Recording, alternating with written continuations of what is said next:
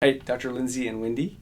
This is a tale of two heads, and by two heads, two older guys that have lots of hair loss and how they've progressed over 6 months. And Steve, number one, is one of my best friends. He's 71. He had some radiation to his head a few years ago, and he's got finer, silkier hair. And he's actually on our website. I drew on him for the website pictures a number of years ago, and it took me 19 years, Wendy, to talk him into a hair him into transplant? coming in to get a hair transplant. And we did him on December the 19th, 2020. And here he is. He drew a little pointier hairline at the front than I like, but I gave That's it what to he him. wanted, yeah. Mm-hmm.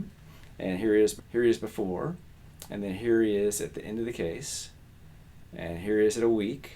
And then we went to Florida with Steve and we spent New Year's down there with him. And then here he is at 1 month in front of this green screen wall. Here's 2 months, 3 months, 4 months, and then he walked in at 5 months, and I'd already gone home for the day and talked to you, and you took these pictures. Yeah. And then at 6 months, and I mean, he looks good, and it's probably half grown. It looks a little better than probably it is in real life because he's got salt and pepper hair, and he combs it back like he tried to do with those 19 hairs he had before, right? Yes, you put Rogaine in those. Yeah. And so I was kind of worried about him because he's got fine hair and his donor area had had some radiation in the past, but turned out he's right on track, maybe a little ahead of schedule. And then here's Steve, number two. We did him 2 days before my friend, so December 17th. And he's a little younger. I think he's my age.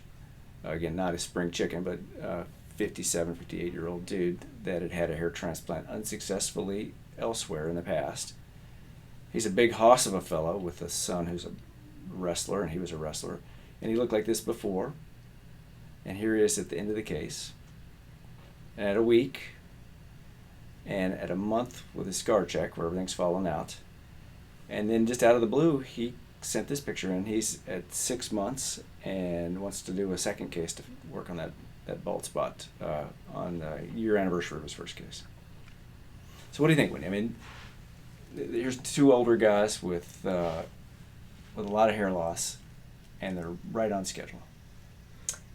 So you know that gray hair makes it look, because there's not much contrast, it makes it look really, really good. It does, as compared to a Vietnamese dude who's got real black, fine hair and then really you can white see skin. Yeah. And so it makes it look really, really good. And then, with your friend, Mm-hmm. he was completely bald. He really had like 17 hairs. Yes. And nobody has said... But he'd been using Propecia and Rogaine for 19 years. Yeah. And said it was always working. But nobody has said you had a hair transplant. Right. They tell him that he looks young. Yeah. He does What's he look done? young. He's gotten in shape or something like that. Yeah.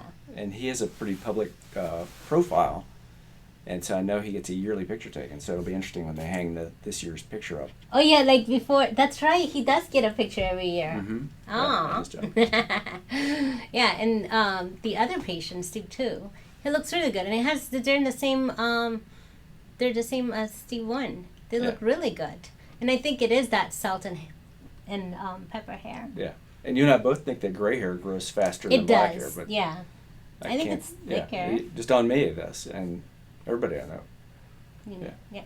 I don't have that many gray hairs though. Just a couple. If we can help you, give us a call.